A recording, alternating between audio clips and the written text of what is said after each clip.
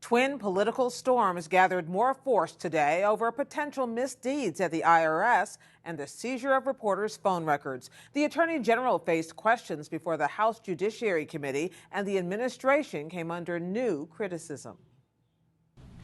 Now, my question isn't about who's going to resign. My question is, who's going to jail over this scandal? House Speaker John Boehner led the way this morning as Republicans stepped up demands for action in the scandal at the Internal Revenue Service. There are laws in place to prevent this type of abuse. Someone made a conscious decision to harass and to hold up these requests for tax-exempt status. That followed last night's release of a report from the Treasury Department's Inspector General. It found the IRS used inappropriate criteria that identified for review Tea Party and other organizations applying for tax-exempt status based upon their names or policy positions. And there was more. USA Today reported that during the same period, the IRS approved perhaps dozens of applications from similar liberal and progressive groups. Mr. President. On the Senate floor, Republican Minority Leader Mitch McConnell pressed the White House to make sure the IRS cooperates fully with congressional investigations. These allegations are very serious. That there was an effort to bring the power of the federal government to bear on those the administration disagreed with in the middle of a heated national election. It actually could be criminal.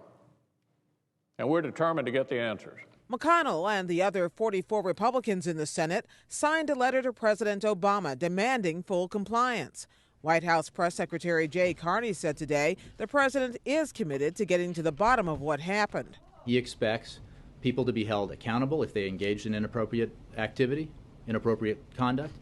He expects the Treasury Department and the IRS to take all the necessary actions to ensure that this kind of thing cannot happen again. Please rise. I will begin. Attorney General Eric Holder has already begun a criminal investigation into the IRS matter, but some lawmakers see larger patterns at work. Republican Congressman Steve Chabot of Ohio. I believe there's been a pattern by this administration in not taking responsibility for failures, avoiding blame, pointing the fingers in somebody else's direction. Would you agree with that? No. I thought you might say that.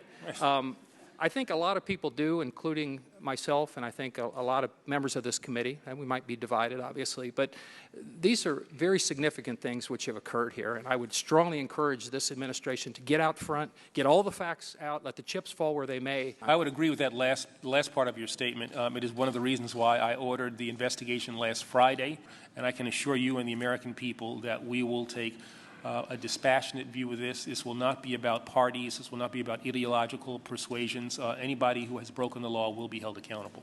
Still, House Republicans have frequently accused Holder of stonewalling their investigations, even citing him for contempt.